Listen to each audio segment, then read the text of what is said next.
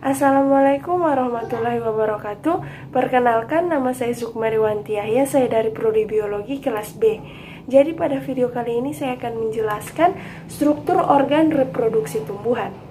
Nah, untuk reproduksi tumbuhan itu ada dua, reproduksi tumbuhan Gymnospermae dan reproduksi tumbuhan Angiospermae. Pertama saya akan menjelaskan dulu reproduksi Gymnospermae. Meskipun reproduksi pada Gymnospermae dan Angiospermae itu pada dasarnya serupa, terdapat beberapa perbedaan utama, termasuk lokasi pada sporofit ovula yang mengandung megasporangia, di mana itu megaspora dan akhirnya sel telur diproduksi, dan lokasi dari mikrosporangia, di mana itu mikrospora dan akhirnya butiran serbuk sari dan sperma berkembang. Itu perbedaan signifikan lainnya adalah kompleksitas gametofit, mekanisme penyerbukan dan pembuahan, dan nutrisi embrio yang sedang berkembang. Secara umum, struktur yang terlibat dalam reproduksi Angiospermae yang terkandung di dalam bunga jauh berkurang dibandingkan dengan yang ada di Gymnospermae. Ovula dan mikrosporangia dari Gymnospermae yang masih ada itu diproduksi pada wanita, itu pada megasporangiate, dan pada laki-laki itu mikrosporangiate atau kerucut yang atau biasa disebut strobili. Itu bisa dilihat pada gambar di samping, terdapat kerucut, itu gambar A dan B. Kemudian pengecualian itu pada ovula dari ginkgo biloba yang ditanggung secara ujung, biasanya itu berpasangan pada tangkai panjang yang disebut gagang bunga, dan bakal biji genetum yang terjadi secara lateral pada sumbu bercabang. Pada tumbuhan runjung, bakal biji ditanggung di permukaan adaksial sisik ovuliferous, atau bisa dilihat di gambar 2 yang di atas dan gambar 3 yang di bawah. Nah, dengan ujung mikropilar ovula dekat dan menghadap sumbu kerucut, mikrosporangia ditanggung di permukaan abaksial mikrosporofil. Pada tumbuhan runju, megasporangium multiseluler disebut nucellus dalam literatur yang lebih tua, dan integumen penutup tunggal terdiri dari bakal biji. Next, megasporofit itu terletak di dalam megasporangium. Nah, bisa dilihat di gambar lagi, di gambar 3A. Itu ada bulatan kecil di tengah. Nah, itu megasporosit. Itu menghasilkan biasanya dalam tetrat linear megaspora, 3 diantaranya membatalkan, sisanya berkembang menjadi megagametofit, gambar 3B. Kemudian saat megaspora fungsional membesar, nukleus membelah berulang kali pada beberapa spesies selama beberapa bulan, disertai dengan peningkatan volume sitoplasma dan ukuran gametofit yang sedang berkembang. Dalam Gymnospermae, Achegonia bervariasi jumlahnya dari 1 sampai sebanyak 50. Selama perkembangan dan pertumbuhan, megagametofit memperoleh nutrisi secara simplastik melalui plasmodesmata dari jaringan megasporangial yang melingkupinya. Di masa dewasa bakal biji, bisa dilihat di gambar 3B, pada saat pembuahan, megagametofit ditutup oleh yang membesar dinding megaspor dan lapisan jaringan sporangial yang hancur dan terkompresi yang disebut dinding pita. Setelah periode waktu yang bervariasi pada spesies yang berbeda, selama gametofit berkembang menjadi dewasa, sel generatif membelah, kemudian membentuk sel tangkai dan sel tubuh. Bisa dilihat di gambar 4 di slide selanjutnya. Pada tahap ini, tabung serbuk sari yang berisi sel tubuh mulai tumbuh, dan sel tubuh membelah untuk membentuk dua inti sperma. Dengan mengeluarkan protease, tabung mencerna jalannya melalui jaringan gametofit dan bersentuhan dengan sel telur di mana ujungnya pecah. Kemudian melepaskan inti sperma dan salah satunya menyatu dengan inti telur membentuk zigot dan yang lainnya itu hancur. Nah, ini gambar 4 yang tadi saya bilang. Dalam beberapa gymnospermae, beberapa sel telur dapat dibuahi sehingga beberapa embrio akan berkembang. Itu pada gambar 5. Prosesnya itu disebut polembrioni. Dalam banyak tumbuhan runjung, polembrioni yang merupakan tahap awal dalam perkembangan sporofit menjadi terbagi beberapa, biasanya 4 embrio. Suatu proses yang disebut pembelahan polembrioni. Dalam kedua kasus tersebut hanya satu dari embrio yang melanjutkan perkembangannya, yang lainnya akan membatalkan. Selama pertumbuhan dan perkembangan embrio di dalam benih, sporofit muda diperoleh nutrisi dari produk penyimpanan terutama lipid dan protein di jaringan megagametofit tempat ia tertutup. Setelah dilepaskan dari kerucut betina, benih dapat berkecambah diikuti oleh perkembangan sporofit independen. Nah, sekarang kita masuk reproduksi Angiospermae. Oke. Bunga adalah tempat reproduksi seksual dalam Angiospermae. Bisa dilihat pada gambar 6 atau gambar di samping nih. Nah, meskipun terdiri dari lebih sedikit bagian komponen daripada kerucut kebanyakan gymnospermae, bagian tersebut biasanya dikelompokkan dalam lingkaran atau spiral dangkal dan lebih terspesialisasi tinggi, dan masing-masing telah berevolusi dengan fungsi yang spesifik. Bentuk dan pola venasi dari sepal dan kelopak bunga pada tingkat yang lebih rendah yaitu karpel dan benang sari. Distal adalah kelopak. Distal disebut juga kelopak. Secara kolektif itu disebut daun mahkota yang dengan kelopak terdiri dari berian. Kelopak biasanya tidak berfotosintesis tetapi dalam bentuk dan pembuluh darah biasanya. Tetapi tidak selalu, itu sangat mirip daun. Mereka sering mengandung pigmen berwarna cerah dan terkadang memiliki bentuk khusus yang menarik penyerbuk. Next, benang sari atau bisa dilihat di gambar 6b. Itu terdiri dari lingkaran yang lebih distal. Berikutnya dari bagian mulut mungkin juga berasal dari daun. Benang sari terdiri dari filamen, biasanya panjang dan ramping yang berakhir dalam antera yang biasanya mengandung 4 mikrosporangia. Fungsi utamanya adalah produksi butiran serbuk sari yang setelah perkecambahan menghasilkan tabung serbuk sari masing-masing berisi 2 sel sperma. Lingkaran terminal bunga bagian mulut terdiri dari karpel. Kemudian karpel terdiri dari indung telur yang mengandung ovula. Itu dapat dilihat di gambar 6 atau gambar 7 bagian C dan D yang akhirnya berkembang menjadi biji dan gaya. Kurang dalam beberapa taksa ekstensi apikal ovarium yang biasanya ramping itu bisa dilihat di gambar 6 diakhiri oleh stigma itu di gambar 7A dan B. Stigma adalah reseptor serbuk sari dan struktur tempat serbuk sari berkecambah. Karpel tunggal disebut sebagai putik sederhana. Itu gambar 6A.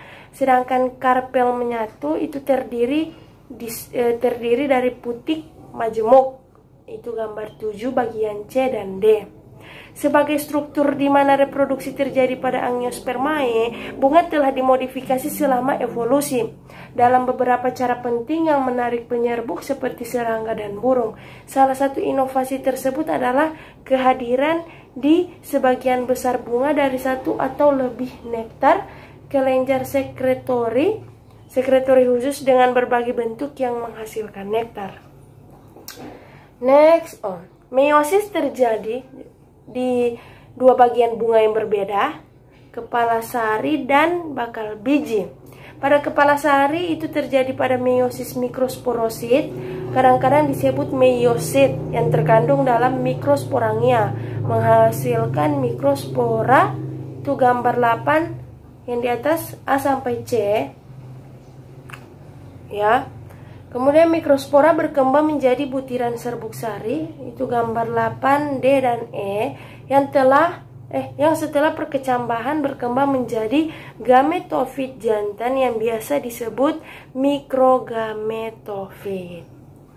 Setiap butir serbuk sari terdiri dari 2 sel generatif dan inti tabung. Itu gambar 8E. Bisa dilihat di zoom, itu kayak kelihatan 2 butir. Nah, itu sel generatif dan inti tabung. Setelah perkecambahan, inti sel generatif membelah untuk membentuk 2 sel sperma.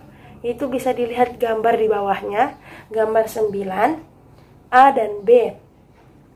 Masing-masing terdiri dari inti dan beberapa sitoplasma di sekitarnya.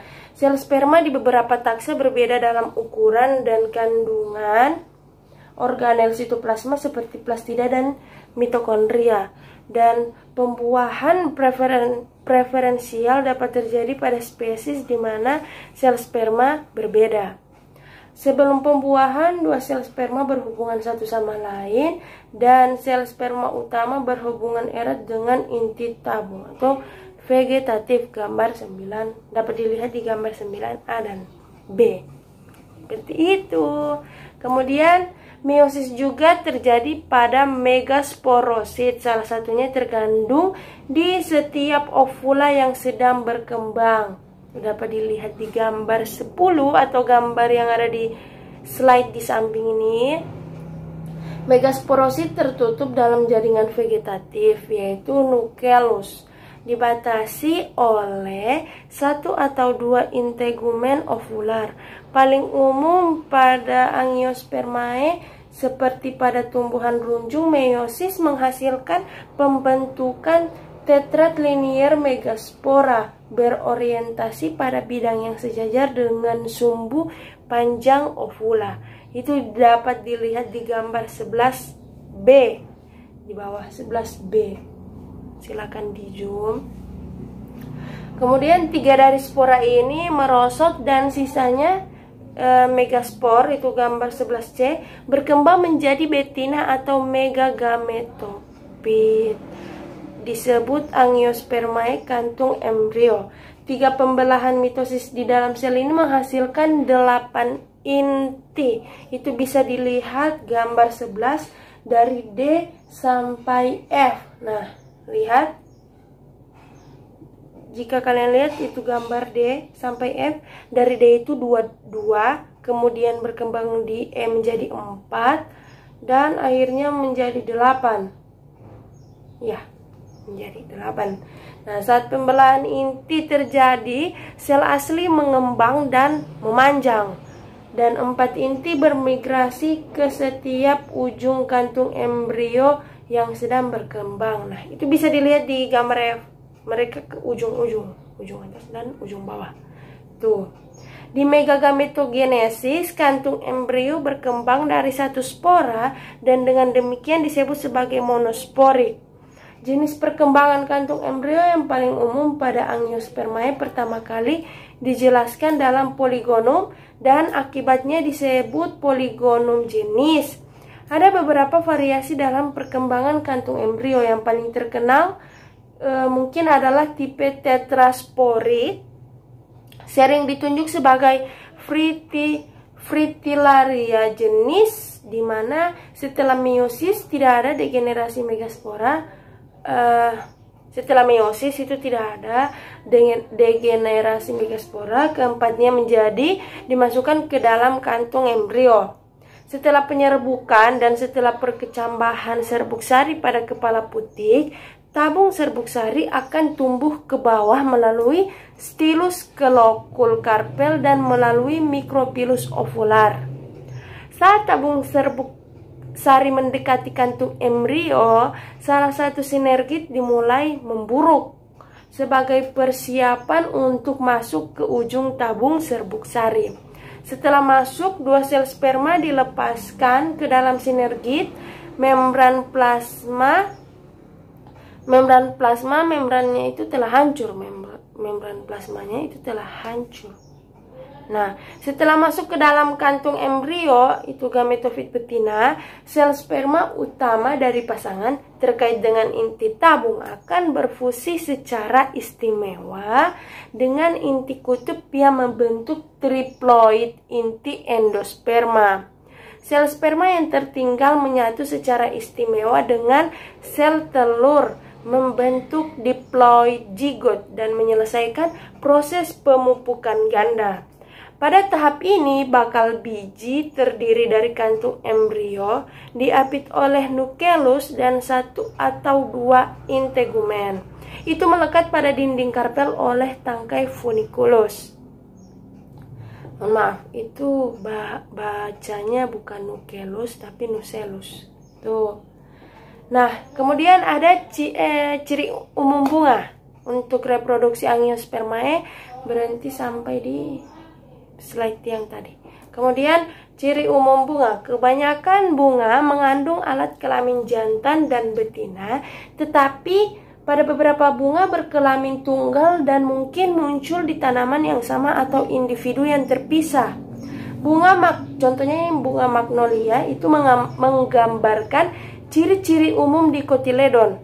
Setengah bagian atas memanjang wadah atau sumbu bunga ditutupi dengan yang besar jumlah betina yang diatur secara spiral dan terpisah organ atau karpel yang secara kolektif membentuk Reginosium apocarpus. Nah, di bawah karpel banyak organ jantan yang tersusun secara spiral. Benang sari merupakan androecium disisipkan 1 kali wadah dengan filamen short.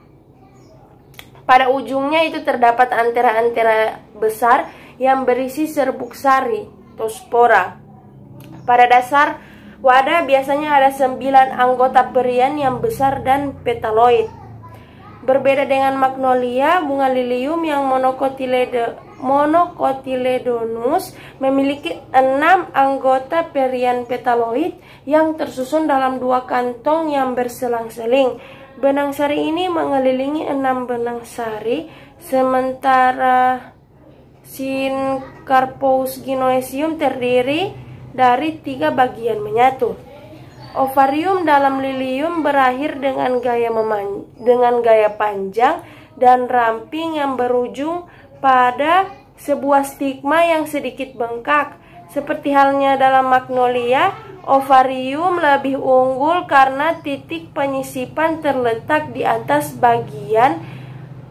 bagian-bagian lain bunga. Tetapi pada bunga-bunga lain ovarium mungkin kurang. Nah, pada perkembangan awal kebanyakan bunga, itu primordia akan muncul dalam urutan sentripetal sehingga perian akan diinisiasi pertama dan gynoecium yang terakhir.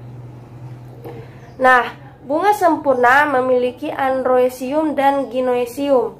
Bunga yang tidak sempurna memiliki 1 atau yang lain dan diistilahkan berputik jika mengandung struktur reproduksi wanita atau tercemar kalau hanya struktur reproduksinya. Tumbuhan berumah tangga, artinya 1 rumah tangga, itu memiliki struktur reproduksi jantan dan betina pada tumbuhan yang sama. Bunga itu duduk di atas wadah, artinya wadah itu bisa dilihat di gambar. Ini wadah ditunjukkan oleh yang berwarna hijau, yang begini, set. Nah, itu wadah. Bunga itu duduk di atas wadah, perian termasuk sepal dan kelopak bunga. Androecium adalah jumlah dari semua benang sari yang masing-masing terdiri dari filamen yang ditutup dengan kepala sari. Produksi sel serbuk sari terjadi di dalam antera. Gynoecium adalah hasil penjumlahan semua putik yang terbuat dari kepala putik, stigma, dan ovarium. Ovarium dikelilingi oleh dinding ovarium dan ovula berisi telur individu yang menjorok ke dalam ruang dalam yang disebut loculus. Ingat baik-baik, loculus. Sepal secara kolektif itu membentuk tampuk yang mempresentasikan lingkaran terluar bunga. Sepal berfungsi untuk melindungi bunga yang sedang berkembang dari pengeringan dan herbivora. Meskipun seringkali berwarna hijau, mereka berkontribusi sedikit terhadap ekonomi karbon secara keseluruhan di bagian besar tumbuhan. Lingkaran internal berikutnya adalah daun mahkota dan terdiri dari kelopak bunga. Peran kelopak bunga di sebagian besar tanaman adalah daya tarik penyerbuk. Karenanya warna dari kelopak bunga itu cerah.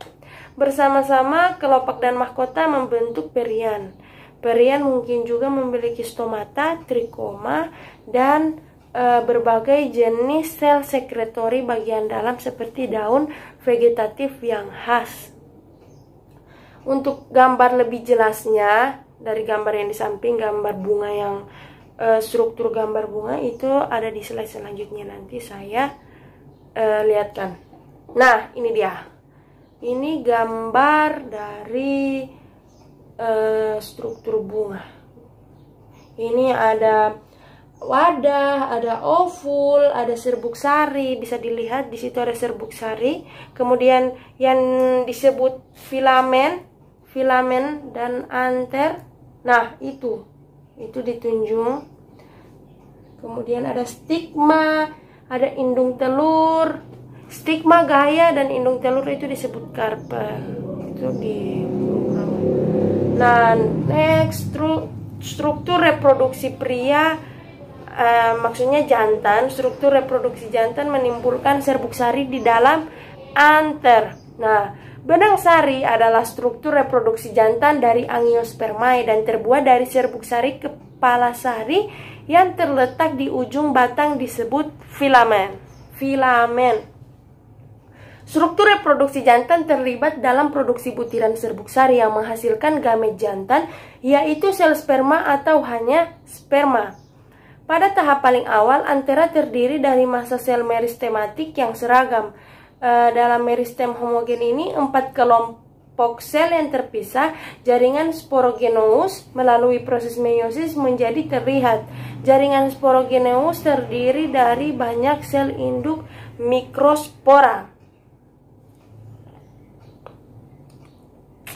Antera biasanya memiliki 2 lobus longitudinal yang disatukan oleh pita sel parenkim yang disebut ikat jaringan yang merupakan kelanjutan dari filamen. Setiap lobus anter mengandung 2 longitudinal kantung serbuk sari atau locula, di mana butiran serbuk sari diproduksi. Kemudian pita vaskular tunggal memanjang dari filamen ke tengah ikat dan berlanjut ke anter. Pada tahap akhir pematangan butir serbuk sari dan segera sebelum bunga mekar atau saat pematangan organ jantan dan betina dari bunga, filamen mengalami pemanjangan yang cepat yang mengakibatkan terganggunya elemen tracheari dalam ikatan pembuluh, dan oleh karena itu terhentinya suplai air ke antera, dan dengan demikian proses pengeringan antera dan serbuk sari dimulai. Tepat sebelum pematangan antera, penebalan dinding sekunder yang mencolok disimpan pada dinding sel antiklinal dan bagian dalam lapisan sel subepidermal kepala sari sering disebut sebagai endothelium cell. Kemudian struktur reproduksi betina atau wanita dan embriogenesis. Struktur reproduksi betina pada bunga, pembentukan kantung embrio dan endosperma, serta peristiwa penting termasuk pembuahan ganda dan embriogenesis yang penting bagi keberadaan angiosperma individu. Struktur betina bunga biasanya dirancang untuk memungkinkan proses pembuahan, melindungi embrio yang sedang berkembang, dan untuk menyediakan penyebaran spesies ke lingkungan geografis baru yang sesuai. Semua bagian mulut dianggap daun yang dimodifikasi secara evolusioner. Nah, struktur reproduksi wanita biasanya terdiri dari lingkaran paling dalam dari organ mulut di Angiospermae. Desain utamanya itu pistil atau karpel, memiliki stigma terminal, model memanjang dan ovarium basal yang pada gilirannya menampung sel telur, sel pusat, dan sel terkait dalam ovula tertutup. Jika hanya ada satu karpel di dalam ovarium, maka dikatakan demikian monokarpus. Mungkin ada lebih dari satu ovula dalam satu ovarium, dan jika demikian dikatakan apokarpus jika mereka tidak bergantung satu sama lain, atau sinkarpus jika mereka menyatu. Kompilasi semua karpel di dalam bunga secara kolektif itu disebut gynoecium. Putik adalah istilah kolektif untuk gynoecium dan karenanya dapat mengandung satu atau lebih karpel. Kemudian putik adalah daun yang dimodifikasi yang disebut megasporofil yang berevolusi dan mengandung satu atau lebih bakal biji. Nah, sekian penjelasan dari saya. Lebih dan kurangnya mohon dimaafkan. Wabillahi taufiq wal hidayah. Wassalamualaikum warahmatullahi wabarakatuh.